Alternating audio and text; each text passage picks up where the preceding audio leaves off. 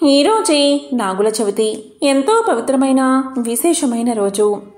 కార్తీక శుద్ధ చతుర్థి రోజు నాగుల చవితి పండుగను జరుపుకుంటారు. పైగా మొదటి కార్తీక శనివారంతో కలిసి వచ్చింది. ఈ సంవత్సరం కార్తీక శుద్ధ చవితి నాడు నాగుల చవితి జరుపుకోవడం అనాదిగా వస్తున్న ఆచారం. మరి ఎంతో పవిత్రమైన విశేషమైన ఈ రోజు ఈ కథను వింటే చాలు జన్మల పాపాలు తొలగి కోటి జన్మల పుణ్యం వస్తుంది. నాగదోషాలు, సర్పదోషాలు, రాహుకేతు దోషాలు తొలగిపోతాయి. మరి ఈరోజు వినాల్సిన ఆ కథ ఏంటో ఇప్పుడు ఈ వీడియోలో తెలుసుకుందాం. పురాణాల ప్రకారం మనకు నాగదేవతలు అనేకం ఉన్నా వారిలో 9 మందిని మాత్రమే నాగుల చవితి పూజా సమయంలో మనం పూజిస్తాం. వారే అనంతం, వాసుకీం, శేషం, పద్మనాభం, కంబలం, శంఖపాలం, ధృతరాష్ట్రం, తక్షకం, కాళీయం అనే 9 మంది నాగదేవతలను మనం నాగుల చవితి రోజు పూజిస్తాం. వారిని నాగుల చవితి రోజు ఒక్కసారైనా స్మరించుకోవాలి. ఈ రోజు ఆస్తికుడి కథను తప్పకుండా వినాలి. ఆస్తికుడి జన్మకు ఒక కారణముంది. ఆస్తికుడు కారణ జన్ముడు. అర్జునుడి ముని మనవడు, అభిమన్యుడి మనవడు, పరీక్షితు కుమారుడు అయిన జనమేజయుడు ఉదంకుని ప్రేరణతో చెయ్య తలపెట్టిన సర్పయాగాన్ని ఆపడానికి జన్మించినవాడే ఆస్తికుడు. ఆస్తికుని తల్లిదండ్రులు ఎవరు అంటే జరత్కారుడు అనే మహాముని, అలాగే జరత్కారువు అనే సర్పజాతి స్త్రీ. పూర్వం జరత్కారుడు అనే మహాముని ఉండేవాడు. అతను మహా తపశ్శక్తి సంపన్నుడు, మహాజ్ఞాని, బ్రహ్మచారి. ఒకసారి జరత్కారుడు దేశ సంచారం చేస్తూ పర్వత శిఖరాన ఉన్న ఒక వృక్ష శాఖను వేలాడుతూ సద్గతులు లేక అలమటిస్తున్న తన పితరులను చూసి వారి ఆవేదనను అర్థం చేసుకుని వారికి సద్గతులు కలిగించాలని తలచి వివాహం చేసుకోవాలని నిశ్చయించుకుని కన్యాన్వేషణ చేస్తూ దేశాలు పట్టి తిరుగుతున్నాడు. అయితే వార్ధక్య స్థితిలో ఉన్న జరత్కారునకు కన్యాదానం చేయడానికి ఎవ్వరూ ముందుకు రావడం లేదు. పైగా జరత్కారుడు తన పేరు లాంటి పేరు ఉన్న కన్యని వివాహం చేసుకుంటానని నియమం పెట్టుకున్నవాడు. ఇది ఒక కారణం జరత్కారునకు వివాహం కాకపోవడానికి. అందుచేత జరత్కారుడు బాధాతప్త హృదయుడై అరణ్య మధ్యలోకి వెళ్ళి ఈ చరాచర ప్రాణులు నా బాధను అర్థం చేసుకునుగాక, నా పితరుల హితం కోరి సంతాన కాంక్షతో వివాహం చేసుకోవాలని ప్రయత్నించి విఫలుణ్ణి అయ్యాను. దయచేసి నా మనోభీష్టానికి తగిన కన్యను భిక్షగా ఇవ్వమని యాచిస్తున్నాను అని బిగ్గరగా రోదించాడు. జరత్కారుని సమీపంలో ఉన్న కొందరు నాగులు అతని ఆవేదన విని ఈ విషయాన్ని తమ సోదరుడు ప్రభువు అయిన వాసుకి నివేదించాయి. వాసుకి జరత్కారుని శక్తి సామర్థ్యాలు, అతని నియమాలు తెలుసు. వెంటనే తన సోదరి అయిన జరత్కారువును నవవధువుగా అలంకరించి జరత్కారుని దగ్గరకు తీసుకువెళ్లి వివాహం చేసుకోమని అర్థించాడు. అప్పుడు వాసుకితో జరత్కారు ముని ఇలా పలికాడు: నాగరాజా, వివాహం చేసుకున్న తర్వాత నీ సోదరి పోషణాభారం నీవే భరించాలి. నాకు ఇష్టం లేని పని ఈమె ఎప్పుడూ చేయకూడదు. అలా చేసిన మరుక్షణమే ఈమెను నేను విడిచి వెళ్ళిపోతాను అని పలికాడు ముని. వాసుకి ఈ షరతులకు అంగీకరించాడు. జరత్కారునకు జరత్కారుతో రంగరంగ వైభవంగా వివాహం జరిగింది. మహర్షులందరూ నూతన దంపతులను ఆశీర్వదించారు. నాగకన్య అయిన జరత్కారువు ఎంతో న్యాయంతో మెలుగుతూ భర్తకు ఇష్టానుసారంగా నడుచుకుంటూ పతివ్రతా నియమంతో సేవిస్తూ కాలం గడుపుతుంది. కాలచక్ర నియమానుసారం ఋతుస్నాత అయిన భార్య గర్భవతి కావడం కూడా అంతే సహజం. జరత్కారుని సేవలో జరత్కారువు గర్భవతి అయ్యింది. ప్రజ్వలితాగ్ని సమతేజుడు తపస్సంపన్నుడు అయిన శిశువు ఆమె గర్భంలో దినదిన ప్రవద్దుండు అవుతున్నాడు. ఒకరోజు సాయం సంధ్యా సమయంలో జరత్కారుడు గర్భవతి అయిన తన భార్య ఒడిలో తల వంచి నిద్రిస్తున్నాడు. సూర్యుడు అస్తాద్రికి చేరుతున్నాడు. సంధ్యా సమయంలో సూర్యుడికి అర్ఘ్యం ఇవ్వకుండా నిద్రించడం ధర్మం కాదని తన భర్తకు ధర్మలోపం జరుగుతుందేమో అని జరత్కారు భయపడింది. తమ వివాహ నియమాలు ఆమెకు ఇంకా గుర్తున్నాయి. భర్తకు నిద్రాభంగం చేస్తే తన్ని వదిలి వెళ్ళిపోతాడు, లేపకపోతే ధర్మభంగం జరుగుతుంది. అప్పుడు ఆ నాగకన్య బాగా ఆలోచించింది. తనను భర్త వదిలేసినా బాధలేదు, ధర్మలోపం జరగకూడదు అని నిర్ణయించుకుంది. భర్తను మేల్కొలిపింది, కర్తవ్యాన్ని నివేదించింది. భార్య చేసిన పనికి జరత్కారుడు కోపంతో ఊగిపోయాడు. జరత్కారుడు ఇలా పలికాడు, నాగకన్య, నియమాన్ని ఉల్లంఘించి నన్ను అవమానించావు. మాట నిలుపుకోలేని నీతో నేను జీవనయాత్ర సాగించలేను. ఈ క్షణమే నిన్ను పరిత్యజిస్తున్నాను అని పలికాడు ముని. తన భర్త పలుకులకు జరత్కారు వణికిపోయింది. కన్నీళ్లతో భర్త వంక చూస్తూ, స్వామి, ఇది నేను మిమ్మల్ని అవమానించాలని చేసిన పని కాదు. ధర్మలోపం మీ వల్ల జరగకూడదని ఇలా సాహసించాను అని పలికింది. అప్పుడు జరత్కారుడు ఇలా అన్నాడు, సాధ్వి, కారణం ఏదైనా నేను విధించిన షరతును ఉల్లంఘించావు కనుక మనకి ఎడబాటు తప్పదు అని పలికాడు. అప్పుడు నాగకన్య ఇలా పలికింది, స్వామి, మా సోదరుడైన వాసుకి నన్ను మీకిచ్చి వివాహం చేసే సమయంలో ఇలా పలికాడు, సోదరి, మాతృశాపానికి గురైన మన నాగవంశం నీ సంతానం వల్లనే ఉద్ధరించబడాలి అన్నాడు. మీ అనుగ్రహం వల్ల నేను గర్భవతిని అయ్యాను. ఈ సమయంలో మీరు నన్ను వదిలి వెళ్తాను అనడం ధర్మమా అని అర్థించింది. అప్పుడు జరత్కారుడు ఇలా పలికాడు, సాధ్వి, మాట తప్పి నేను చరించలేను, బాధపడకు. నీ గర్భంలో పెరుగుతున్న బాలుడు అగ్ని సమతేజుడు, వేదాంగ పారంగడు, మహా తపస్సాలి. వాడి వల్ల మీ నాగవంశం ఉద్ధరించబడుతుంది అని భార్యను ఓదార్చి జరత్కారుడు తపోభూమికి వెళ్ళిపోయాడు. జరత్కారువు తన సోదరుడైన వాసుకి ఇంటికి చేరుకుంది. నవమాసాలు నిండిన తరువాత ఒక బాలుణ్ణి ప్రసవించింది. మేనమామ అయిన వాసుకి ఇంటిలో ఆ బాలుడు పెరుగుతున్నాడు. ఋషులతో సంప్రదించి ఆ బాలుడికి ఆస్తికుడు అని నామకరణం చేశాడు వాసుకి. పంచవర్ష ప్రాయుడైన ఆస్తికునికి ఉపనయనం కాగానే భృగువంశ శ్రేష్ఠుడైన చ్యవన మహర్షి దగ్గరకు విద్యాభ్యాసానికి పంపాడు వాసుకి. అతి శీఘ్రకాలంలోనే ఆస్తికుడు సకల విద్యా పారంగతుడు అయ్యాడు. ఇది ఇలా ఉండగా పైలుడు అని మహర్షి శిష్యుడు ఉదంకుడు. అతను ఒకసారి గురుపత్ని కోరికపై మహిమాన్విత కుండలాలు తీసుకుని వెళ్తూ ఉండగా వాటిని తక్షకుడు అపహరిస్తాడు. దాంతో ఉదంకుడు తక్షకుడి పట్ల, నాగజాతి పట్ల కోపం పెంచుకుంటాడు. జనమేజయుడి వద్దకు వెళ్లి సర్పయాగం చెయ్యమని ప్రోత్సహిస్తాడు ఉదంకుడు. జనమేజయుడు పరీక్షితుని కొడుకు. పరీక్షితు మహారాజు తక్షకుని కాటు వల్ల మరణాన్ని పొందుతాడు.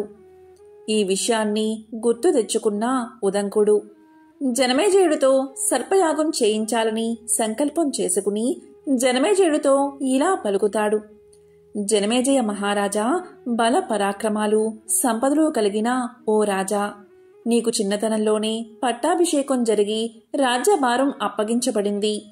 ప్రజలందరినీ ధర్మ మార్గంలో నడిచేలా చేశావు. యాగాలు చేసి ఎంతో ఎక్కువగా దక్షిణలు ఇచ్చి బ్రాహ్మణుల్ని పోషించావు. గుణ సంపదలో నీకు ఎవరూ సాటిరారు. ఈ విషయంలో నీ కీర్తి భూమండలమంతా వ్యాపించింది. శృంగి అనే బ్రాహ్మణుడి ప్రేరణ వల్ల నీ తండ్రికి హాని జరిగింది. కాబట్టి నీ తండ్రి మరణానికి కారణమైన సర్పాలను అంతం చెయ్యి. సర్పయాగం చేసి పాముల సంతతిని మొత్తం అందులో పడి కాలి బూడిద అయ్యేలా చెయ్యి అని సలహా ఇచ్చాడు ఉదంకుడు. ఉదంకుడి మాటలు విన్న జనమేజయుడు కోపంతో, తక్షకుడు విషాగ్నితో నా తండ్రిని ఎలా అయితే చంపాడో అదేవిధంగా తక్షకుణ్ణి, అతడి బంధుజనాన్ని కూడా అగ్నిజ్వాలల్లో పడి కాలిపోయేలా చేస్తాను. స్వర్గస్థుడైన నా తండ్రికి, మంచి వాళ్ళందరికీ మంచి జరిగేలా చేస్తాను అన్నాడు జనమేజయుడు. సర్పయాగం ఎలా చెయ్యాలో శాస్త్రాల్లో చెప్పిన విధానం గురించి తనకు వివరంగా చెప్పమని ఋత్వికుల్ని అడిగి తెలుసుకున్నాడు. జనమేజయుడు సర్పయాగం చెయ్యాలన్న నిర్ణయానికి వచ్చాడు. జనమేజయ మహారాజు ధర్మపత్ని కాశీరాజు కుమార్తె వపుష్టమ. ఆమెతో కలిసి సర్పయాగం చేయడానికి దీక్ష తీసుకున్నాడు జనమేజయుడు. శాస్త్రాల్లో చెప్పబడిన కొలతలు, లక్షణాలతో నేర్పరులతో నిర్మించబడిన యజ్ఞ కుండము, యజ్ఞానికి కావలసిన అనేక సాధనాలు, అవసరమైన వస్తువులు, కావలసినంత ధనం, ధాన్యం, విధులు నిర్వర్తించడానికి వచ్చిన బ్రాహ్మణులు, యజ్ఞాన్ని చేయించగల గొప్ప ఋత్వికులతో యజ్ఞశాల కలకల్లాడుతుంది. గృహ నిర్మాణ శాస్త్రంలో అనుభవం, పురాణ జ్ఞానం కలిగిన ఒక బ్రాహ్మణుడు జనమేజయుడు దగ్గరకు చేరి ఇలా పలికాడు: మహారాజా జనమేజయ, నువ్వు చేస్తున్న ఈ యజ్ఞం ఋత్వికులు శాస్త్రోక్తంగా చేయించినా కూడా ఒక బ్రాహ్మణుడి కారణంగా మధ్యలోనే ఆగిపోతుంది అని తెలియచేశాడు. కాని అతని మాటలు ఎవరూ పట్టించుకోలేదు. మహారాజు నియోగించిన చవన మహర్షి వంశంలో ప్రసిద్ధుడైన చెండ భార్గవుడు హోతగాను, పింగళుడు అధ్వర్యుడుగాను, సారగ్యురుడు ఋత్వికుడుగాను, కౌత్సుడు ఉద్గాతగాను, వైశంపాయనుడు మొదలైన మహర్షులు యజ్ఞ విధికి పరీక్షకులుగాను ఉండి యజ్ఞం చేయడం ప్రారంభించారు. నల్లటి రంగుగల వస్త్రాలు ధరించి, పొగవల్ల ఎర్రబడ్డ కళ్ళతో యజ్ఞతంత్రాన్ని నడిపించే ఋత్విజులు నెయ్యి మొదలైన పదార్థాలు అగ్నిలో హోమం చేయడం మొదలుపెట్టారు. మంత్ర ప్రభావం వల్ల, హోమంలో వేస్తున్న పదార్థాల ప్రభావం వల్ల పాముల జాతికి రాజులైన పాములు మిగిలిన వాళ్ళని కూడా తమతో తీసుకుని వచ్చి హోమగుండంలో పడుతున్నారు. వాసుకి వంశంలో పుట్టిన కోటీసుడు, మానసుడు, పూర్ణుడు, అలాగే నాగులు, తక్షక వంశంలో పుట్టిన పిండసేక్త, రణబేకుడు, ఉచ్చికుడు, ఇంకా మిగతా నాగులు, అలాగే ధృతరాష్ట్ర, సర్పరాజ వంశంలో పుట్టిన కొన్ని నాగులు, ఇలా చాలా వంశాల వాళ్ళు ఒక్కొక్కలుగా హోమగుండంలోకి వచ్చి పడుతున్నారు. కోరల్లో అగ్నిలాంటి విషం ఉన్నవాళ్లు, తెల్లటి, నల్లటి, పసుపు పచ్చని, ఎర్రని రంగులు, బాగా ఎత్తుగా ఉన్న దేహాలు, ఒకటి కంటే ఎక్కువ తల్లు ఉన్నవాళ్లు అందరూ మంత్ర ప్రభావం వల్ల దీనంగా అరుస్తూ వేగంగా వచ్చి హోమగుండంలో పడి కాలి బూడిదవుతున్నారు. పాముల దేహాల నుంచి అగ్నిలో పడేటప్పుడు, కాలేటప్పుడు, కాలిన తర్వాత ముక్కలుగా బద్దలయ్యేటప్పుడు కలుగుతున్న ధ్వని అన్ని దిక్కుల్లోనూ ప్రతిధ్వనించింది. ఆ సమయంలో తక్షకుడు తన్ను రక్షించమని ఇంద్రుణ్ణి వేడుకున్నాడు. ఇంద్రుడు తక్షకుడికి భయపడవద్దని ధైర్యం చెప్పాడు. తన తల్లి కద్రువ ఇచ్చిన శాపం వల్ల ఈ మారణ హోమం జరుగుతుందని, నాగజాతి మొత్తం నాశనమవుతుందని బాధపడిన వాసుకి తన చెల్లెలు జరత్కారువు దగ్గరకు వెళ్లాడు. సోదరి, జనమేజయుడు తలపెట్టిన సర్పయాగం వల్ల నాగజాతి మొత్తం నాశనమవుతుంది. దాన్ని ఆపించగల శక్తి, నిర్మలమైన మనస్సు కలిగినవాడు, గొప్ప తపస్సంపన్నుడు, పాపాలు లేనివాడు, బ్రహ్మతో సమానుడు అయిన నీ కుమారుడు ఆస్తిక మహర్షికి మాత్రమే సాధ్యం. ఇక ఆలస్యమైతే సర్పజాతే లేకుండా నాశనం అయిపోతుంది. జనమేజయ మహారాజు దగ్గరకు వెళ్లి సర్పయాగం ఆపించి పాముల్ని రక్షించమను అని పలికాడు వాసుకి. అన్న వాసుకి చెప్పిన మాటలు విని జరత్కారువు ఆస్తికుడి వైపు చూసి, నీ మేనమామ చెప్పింది విన్నావా? అతడు చెప్పినట్లు చెయ్యి అని పలికింది. తల్లి మాటలు విని ఆస్తికుడు, తల్లి, ఇంతకు ముందు అగ్నిలో పడి దగ్ధమైన వాటిని ఏమీ చెయ్యలేను. ఇక ముందు పడకుండా ఉండేటట్లు మిగిలిన వాటిని రక్షిస్తాను అని పలికాడు. ఆస్తికుడు వాసుకి మొదలైన సర్పరాజుల్ని ఓదార్చి జనమేజయుడు సర్పయాగం చేస్తున్న శాలలో ప్రవేశించాడు. అతడు ప్రవేశించగానే ఆ ప్రదేశమంతా గొప్ప కాంతితో ప్రకాశించింది. అప్పుడు ఆస్తికుడు ఇలా పలికాడు: ఓ జనమేజయ మహారాజా, నువ్వు చంద్రవంశానికే అలంకారానివి, గొప్ప ధర్మాత్ముడివి. భూ ప్రజలు కోరుకున్నట్లుగాను, పాండవ వంశం కీర్తితో ప్రకాశించేటట్లుగాను రాజ్యాన్ని పాలిస్తున్నావు. నల మహారాజు చేసిన యాగం, ధర్మరాజు చేసిన రాజసూయ యాగం, బ్రహ్మదేవుడు ప్రయాగ క్షేత్రంలో చేసిన యాగం, వరుణదేవుడు, కృష్ణుడు, చంద్రుడు చేసిన యాగాల కంటే కూడా నువ్వు చేస్తున్న యాగం చాలా గొప్పది. ఇక్కడ ఉన్న ఋత్వికులు కూడా యజ్ఞం చేయించడం బాగా తెలిసిన వాళ్ళు, గొప్ప జ్ఞానం కలవాళ్ళు, గొప్ప తపస్సంపన్నులు, అనేక శక్తులు కలవాళ్ళు, బ్రహ్మతో సమానమైన వాళ్ళు. మహారాజా, విద్వాంసులకే విద్వాంసుడు, ధర్మదేవత 3 లోకాల్లోనూ గొప్ప తేజస్సు కలవాడు, మంచివాళ్లతో కీర్తించబడేవాడు అయిన వ్యాస మహర్షి తన కుమారుడితోనూ శిష్యులతోనూ ఋత్వికుల సమూహంతోనూ వచ్చి నువ్వు చేస్తున్న యాగంలో సదస్యుడుగా ఉన్నాడు అంటే నీ యాగం గురించి, నీ గురించి వర్ణించడం ఎవరితరం అని మహారాజును కీర్తించాడు. జనమేజయ మహారాజుని, అతడి యజ్ఞాన్ని, యజ్ఞం చేయిస్తున్న ఋత్వికులని, యజ్ఞ విధిని పరీక్షిస్తున్న సదస్యుల్ని, పూజ్యుడైన అగ్నిని, అక్కడున్న ప్రతి ఒక్కరిని కూడా ఎవరికి తగినట్లు వాళ్ళని పొగిడి అందరినీ సంతోషపెట్టాడు ఆస్తిక మహర్షి. దీంతో జనమేజయ మహారాజు ఆనందంతో ఆస్తిక మహర్షికి ఏం కావాలో అడగమన్నాడు. జనమేజయ కోపాన్ని వదిలిపెట్టి, పాముల వంశానికి భయం తగ్గేట్టు, నాకు సంతోషం కలిగేటట్టు ఈ సర్పయాగాన్ని ఆపి నాగజాతిని కాపాడు అని కోరాడు ఆస్తికుడు. అతడు అడిగిన దాన్ని విని అక్కడ ఉన్న వాళ్ళందరూ అర్హుడు, తగినవాడు, గొప్ప తపస్సే ధనంగా కలవాడు అయినా ఈ బ్రాహ్మడి కోరిక తీర్చడం మంచిది, గౌరవంతోనూ ప్రేమతోనూ అతడి కోరిక తీర్చండి అన్నారు. సదస్సులందరూ కలిసి చెప్పడం వల్ల జనమేజయుడు ఆస్తికుడు అడిగినట్లు సర్పయాగాన్ని ఆపించాడు. అప్పటికే మంత్ర ప్రభావంతో వేగంతో సుడిగాలిలా హోమగుండం వైపు వస్తున్న తక్షకుణ్ణి మధ్యలోనే ఆపి హోమగుండంలో పడకుండా వెనక్కి పంపించేశాడు ఆస్తికుడు. తల్లి అయిన కద్రువ ఇచ్చిన శాపం వల్ల జనమేజయుడు చేస్తున్న సర్పయాగంలో కద్రువ సంతానమైన పాములు మరణిస్తున్నాయి. సర్పయాగాన్ని ఆపించి పాముల్ని మరణం నుంచి తప్పించిన ఆస్తికుణ్ణి యాగశాల్లో ఉన్న వాళ్ళందరూ భక్తితో స్తోత్రం చేశారు. ఆస్తికుని కారణంగా సర్పవంశం నిర్వంశం కాకుండా నిలిచింది. తమ జాతి అంతరించిపోకుండా కాపాడిన ఆస్తికునికి సర్పజాతి మొత్తం దాసోహం అయ్యింది. ఆస్తికుడు సర్పజాతికి ఆరాధ్య దైవమయ్యాడు.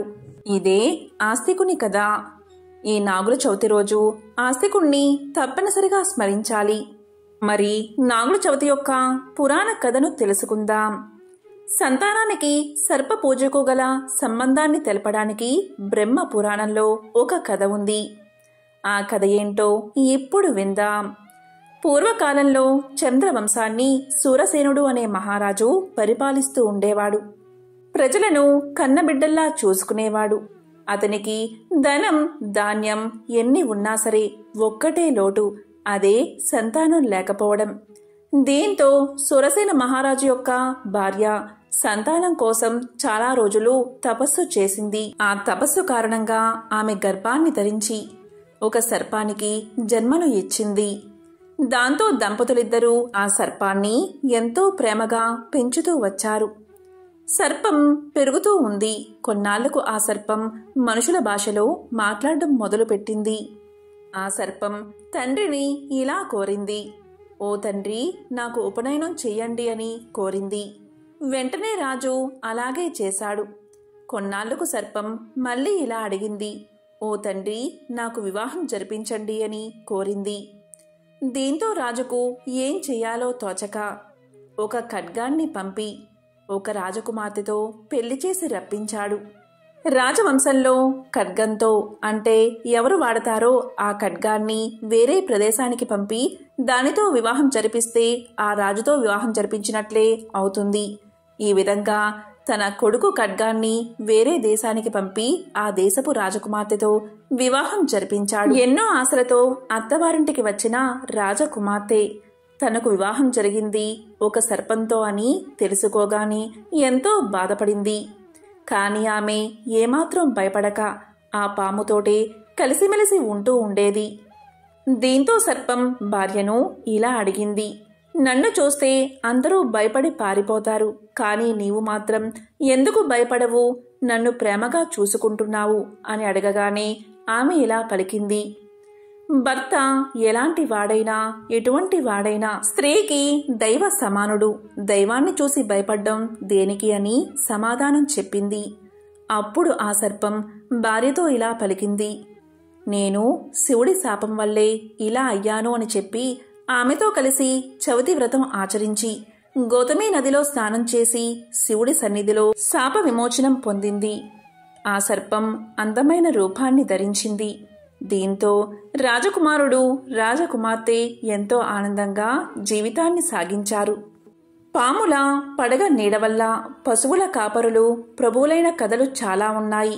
సర్వాయి పాపడు కథ ఇందుకు ఒక నిదర్శనం. పశువులను మేపుతూ చెట్టు నీడలో నిద్రపోతూ ఉన్న పాపడు మీదకు ఎండ రాకుండా 12 పడగల నాగుపాము వచ్చి పడగెత్తి గొడుగు పట్టింది. తరువాత అతనికి రాజయోగం పట్టింది. నాగుల చవితి రోజు ముఖ్యంగా ఈ మంత్రాన్ని పఠించడం వల్ల సర్పభయం అంటే పాముల భయం తొలగిపోతుంది. సర్పదోషాల నుండి విముక్తిని పొందుతారు. ఆ మంత్రం ఏంటి అంటే సర్పాపసర్ప భద్రంతే దూరం గచ్చ మహావిష జనమేజయ యాగందే ఆస్తిక వచనం స్మర అనంతాయ నమస్తుభ్యం సహస్ర శిరస్తే నమః నమోస్తు పద్మనాభాయ నాగానాం పతయే నమః అనంతో వాసుకిం శేషః తక్షకః కాళయస్తదః. ఈ కథను వింటే చాలు జన్మల పాపాలు తొలగి కోటి జన్మల పుణ్యం వస్తుంది. నాగదోషాలు తొలగిపోతాయి. నాగదేవతల ఆశీర్వాదం మీకు కలిగి మీ ఇంట్లో సకల శుభాలు కలుగుతాయి. మరి నాగపూజ రోజు తప్పకుండా వినాల్సిన ఆ కథ ఏమిటో ఇప్పుడు ఈ వీడియోలో తెలుసుకుందాం. పూర్వం నాగులవరం అనే గ్రామంలో నాగేంద్రుడు అనే యువకుడు ఉండేవాడు. అతనికి చిన్నతనంలోనే తల్లిదండ్రులు చనిపోవడంతో నానమ్మ శేషమ్మ దగ్గరే పెరిగి పెద్దవాడయ్యాడు. ఒకరోజు ఆమె నాగేంద్రుణ్ణి దగ్గరకు పిలిచి ఇలా చెప్పింది, బాబూ, నేను వెళ్ళిపోతున్నాను. ఈ ఊరిలో మహిమగల నాగదేవత ఆలయముంది. ఆమె పిలిస్తే పలుకుతుంది. నీవు వెళ్ళి ఆమెను ప్రార్థించు. ఆమె నీకు ఒక దారిని చూపిస్తుంది అని చెప్పి కన్ను మూసింది. ఎంతో ప్రేమగా చూసుకుని నానమ్మ కూడా చనిపోవడంతో బోరున విలపించాడు నాగేంద్రుడు. ఇక నాగేంద్రుడు నాగదేవత ఆలయానికి వెళ్ళాడు. అతను ఆమెను పరిపరి విధాలుగా ప్రార్థించాడు. నాగదేవత కరుణించలేదు. అప్పుడు నాగేంద్రుడు అక్కడే ఉన్న త్రిశూలాన్ని తీసుకుని తన గుండెల్లో పొడుచుకోపోయాడు. మరుక్షణం గనగనమంటూ ఆలయ గంటలు మోగాయి. దివ్య కాంతులతో నాగదేవత ప్రత్యక్షమై అతనికి ఒక స్వర్ణపేటికను ఇచ్చింది. ఇలా పలికింది, ఈ స్వర్ణపేటికలో అద్భుతమైన వజ్రాల గాజులు ఉన్నాయి. వీటిని ఈ దేశ మహారాజుకి అందజెయ్యి. అతను తన కుమార్తె అయిన రాకుమారిని నీకిచ్చి వివాహం చేస్తాడు అని చెప్పి అదృశ్యమైంది నాగదేవత. ఇక నాగేంద్రుడు స్వర్ణపేటికతో నగరానికి బయలుదేరాడు. అతను నగరానికి చేరుకునేసరికి బాగా పొద్దుపోయింది. ఒక ధర్మసత్రంలో బస చేశాడు. అక్కడ అతనికి సురేంద్రుడు అనే యువకుడు పరిచయమయ్యాడు. మాటల్లో సురేంద్రుడు ఇలా చెప్పాడు, ఈ దేశ రాకుమారి అవంతికి ఒక కల వచ్చిందట. అందులో అద్భుతమైన వజ్రాల గాజులను ఆమె చూసిందట. ఆ గాజులను తెచ్చి ఇచ్చిన వారికి ఆమెనిచ్చి పెళ్లి చేస్తానని మహారాజుగారు ప్రకటించారు అన్నాడు. ఇక నాగేంద్రుడు తన వద్ద ఉన్న స్వర్ణ పేటికను తెరిచి అందులో ఉన్న వజ్రాల గాజులను అతనికి చూపించాడు. ఇక ఇద్దరూ నిద్రపోయారు. అర్ధరాత్రి సమయం దాటాక సురేంద్రుడు నాగేంద్రుడి వద్ద ఉన్న స్వర్ణ పేటికను దొంగలించి పారిపోయాడు. తెల్లవారి లేచి చూసుకున్న నాగేంద్రుడు స్వర్ణపేటిక లేకపోయేసరికి నాగదేవతను ప్రార్థించాడు.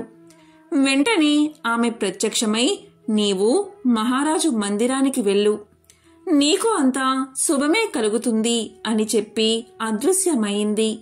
ఇక సురేంద్రుడు మహారాజు దగ్గరకు వెళ్లి, మహారాజా, మీ అమ్మాయి కల్లో చూసిన అద్భుతమైన వజ్రాల గాజులను నేను తీసుకువచ్చాను. మీ అమ్మాయిని నాకిచ్చి పెళ్లి చేయండి అన్నాడు. దానికి రాజు ముందు గాజులను చూపించు అన్నాడు. వెంటనే సురేంద్రుడు స్వర్ణ పేటిక తెరవగానే ఒక నాగుపాము బయటకు వచ్చి అతన్ని కాటేసింది. మరుక్షణమే నురగలు కక్కుతూ సురేంద్రుడు చనిపోయాడు. అప్పటికే సభలోకి వచ్చిన నాగేంద్రుడు నాగదేవతను ప్రార్థించగానే అతని చేతిలో స్వర్ణపీఠం ప్రత్యక్షమైంది. నాగేంద్రుడు ఆ పేటికను మహారాజుకు ఇచ్చాడు. అందులో అద్భుతమైన వజ్రాల గాజులు ఉన్నాయి. రాకుమారి కళ్ళల్లో సంతోషం. ఆమె రాజుతో ఇలా పలికింది, నాన్నగారు, ఈ గాజులనే నేను కల్లో చూసింది అని చెప్పగానే మహారాజు సంతోషంతో నాగేంద్రుడితో అవంతి వివాహాన్ని ఘనంగా జరిపించాడు. నాగేంద్రుడు ఎవరూ లేని అనాథ అయినా సరే ప్రగాఢ విశ్వాసంతో నాగదేవతను నమ్ముకోవడం వల్ల ఒక దేశానికి యువరాజు అయ్యాడు. కాబట్టి ఎంతో పవిత్రమైన విశిష్టమైన ఈ కథను వింటే చాలు, నాగదేవత యొక్క అనుగ్రహం మీకు కలుగుతుంది. మరొక విశేషమైన కథను ఇప్పుడు తెలుసుకుందాం. పూర్వం జ్ఞానదీపికా రాజ్యాన్ని జీమూత వాహనుడు అనే రాజు పరిపాలిస్తూ ఉండేవాడు. ప్రజా సంక్షేమ పథకాలు ప్రవేశపెట్టడంలోనూ ప్రజల బాగోగులు చూడ్డంలోనూ అతనిది అందవేసిన చెయ్యి. జీమూత వాహనుడి పట్టమహిషి చూడామణి దేవి, భర్తకు తగిన ఇల్లాలు. రాజదంపతులకు సందీపుడు ఒక్కడే కొడుకు. వయసు 5 ఏళ్లు మించదు. రాజదంపతులు ఒకసారి వన విహారానికి వెళ్లారు. మధ్యాహ్నం భోజనం తర్వాత యువరాజుతో కలిసి తమ కోసం నిర్మించిన గూడారంలో విశ్రాంతి తీసుకోసాగారు. విశ్రాంతి సమయంలో వారికి చిన్నపాటి కునుకు పట్టింది. ఆ సమయంలో నిద్రిస్తున్న యువరాజు మీద ఎండ పడసాగింది. అదే సమయానికి గూడారంలోకి ఒక నాగసర్పం వచ్చింది. బాలుడి మీద ఎండ పడ్డం చూసిన నాగసర్పం పడగ విప్పి యువరాజు శిరస్సు మీద ఎండ పడకుండా గొడుగు పట్టింది. అదే సమయానికి కళ్ళు తెరిచిన మహారాజుకు ఆ దృశ్యం భయం గొలిపింది. అతను నాగసర్పం నుంచి యువరాజుకు ప్రమాదమని శంకించి పక్కనున్న కత్తి తీసుకుని పైకి లేపి తటాలున నాగసర్పం శిరస్సు ఖండించాడు. నాగసర్పం గిలగిలా కొట్టుకుని మరణించింది. ఆ సవ్వడికి మేల్కొన్న మహారాణి జరిగిన సంఘటన తెలుసుకుని భయంతో యువరాజును అక్కున చేర్చుకుంది. మరికొంత సమయానికి రాజదంపతులు యువరాజుతో కలిసి అంతఃపురం చేరుకున్నారు. ఆ సంఘటన జరిగిన కొంతకాలానికి మహారాణి చూడామని గర్భం ధరించింది. ఆ శుభవార్త తెలుసుకుని మహారాజుతో పాటు రాజ్యవాసులు ఎంతగానో సంతోషించారు. నెలలు నిండిన ఆ మహారాణి ఒక ఆడ శిశువును ప్రసవించింది. ప్రసవించిన బిడ్డను చూసి మంత్రసానులు భయం చెందారు. ఎందుకంటే జన్మించిన బిడ్డకు దేహమంతా మానవ దేహమే, కాని శిరస్సు స్థానంలో పాము తల ఉంది. క్షణాల్లో ఆ వార్త మహారాజు చెవిన పడింది. అతను హుటాహుటిన అక్కడికి వచ్చి జన్మించిన బిడ్డను చూసి బాధతో విలవెల్లాడాడు. అతనా విషయం బయటకు పొక్కకుండా జాగ్రత్తలు తీసుకున్నాడు. రాజ్యవాసులకు మహారాణి ఆడశిశువును ప్రసవించింది అన్న వార్త మాత్రమే తెలిసింది. కాని ఆ బిడ్డ సర్పముఖంతో జన్మించిన విషయం ఎవరికీ తెలియదు. అటువంటి బిడ్డ పుట్టడానికి కారణం మహారాజు నాగసర్పం శిరస్సు ఖండించడమే అని మహారాణి భావించి మహారాజుతో ఇలా పలికింది. మహారాజా, నా మాట వినండి. సర్పదోష నివారణకు పూజలు చేయించండి అంది. వెంటనే మహారాజు అలా చేయించాడు. అయితే ఫలితం కనబడలేదు. జ్యోతిష్కులు యువరాణి జాతకం చూసి విషయం చెప్పడానికి తటపటాయించారు. మహారాజు పదే పదే అడగ్గా వారు ఇలా చెప్పారు. రాజా, యువరాణి జన్మ నక్షత్రం పరిశీలిస్తే త్వరలోనే రాజ్యానికి ఆపద రానున్నదని మనవి చేశారు. యువరానికి రాగచంద్రిక అనే పేరు పెట్టారు. రాజదంపతులు మాత్రం సర్పముఖి అని పిలుచుకోసాగారు. జీమూత వాహనుడు ఎందరో ఋషులను, మునీశ్వరులను కలిసి తనకు జన్మించిన బిడ్డకి మామూలు రూపు వచ్చేలా చూడమని ప్రార్థించాడు. అయితే వాళ్ళంతా అదంత తేలికైన విషయం కాదని తేల్చి చెప్పేశారు. సర్పముఖికి 5 ఏళ్ల ప్రాయం వచ్చింది. అంతలో రాజ్యంలో క్షామం అలుముకుంది. వర్షాలు పడలేదు. పచ్చడి పంట పొలాలు బీళ్లుగా మారాయి. త్రాగునీటికి కటకట అయ్యింది. పచ్చిక లేక పశువులు మరణించసాగాయి. ఆ పరిస్థితికి కారణం యువరాణి జన్మే అని అర్థం చేసుకున్నాడు జీమూత వాహనుడు. అతను ప్రజాక్షేమం గురించి విచారిస్తూ ఉండగా అతని దగ్గరికి దివ్య చరితుడు అనే సన్యాసి వచ్చి కలిశాడు. అతను ఇలా పలికాడు. రాజా, నీ మనోవ్యాధి నాకు తెలుసు. సర్పముఖి జననం, రాజ్యంలోని క్షామం నీ మనసును కలిచివేస్తున్నాయి, అవునా అని అడిగాడు.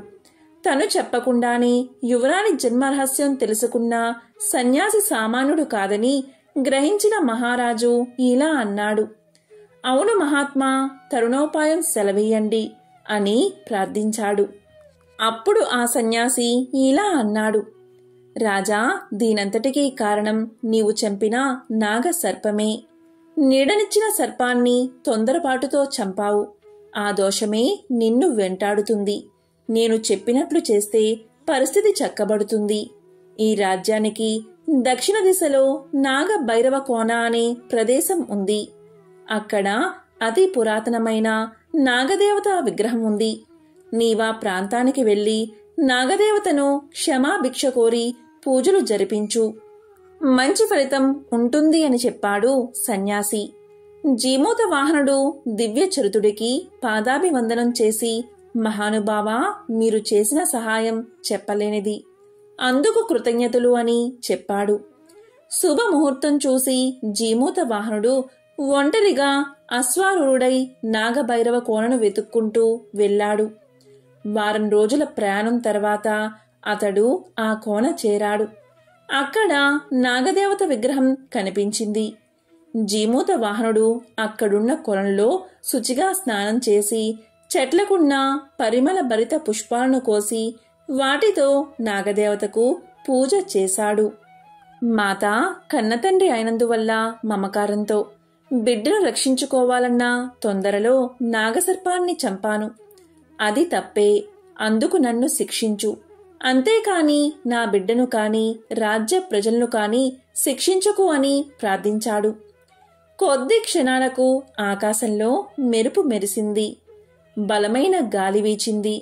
అంతలో నాగదేవత విగ్రహం నుంచి, రాజా, పశ్చాత్తాప హృదయంతో నన్ను వెతుక్కుంటూ ఇంత దూరం వచ్చావు. నిన్ను క్షమిస్తున్నాను. ఏం వరం కావాలో కోరుకో అన్న స్వరం వినవచ్చింది. అప్పుడు జీమూత వాహనుడు ఇలా పలికాడు. నాగదేవత, నేను చేసిన తప్పిదం వల్ల జన్మించిన బిడ్డ సర్పముఖంతో జన్మించింది. ఆ బిడ్డకు మామూలు రూపం ప్రసాదించు. అలాగే రాజ్యంలో ఎన్నడూ లేని క్షామం అలుముకుంది. ఆకలితో ప్రజలు అలమటిస్తున్నారు. వర్షాలు కురిసి క్షామం తొలగేలా చూడు అని కోరాడు. అప్పుడు నాగదేవత ఇలా పలికింది. రాజా, నీ 2 కోరికల్లో ఒకటి మాత్రమే నేను తీరుస్తాను. ఒకప్పుడు తొందరపాటుతో నాగసర్పాన్ని చంపి చిక్కులు కొని తెచ్చుకున్నావు. ఈసారి అటువంటి తొందరపాటు ప్రదర్శించక నిదానంగా ఆలోచించి వరం కోరుకోమని చెప్పింది. క్షణం ఆలోచించిన జీమూత వాహనుడు ఇలా పలికాడు. తల్లి, రాజ్యంలోని క్షామం తొలగేలా అనుగ్రహించు అని కోరాడు. తదాస్తు అని దీవించింది నాగదేవత.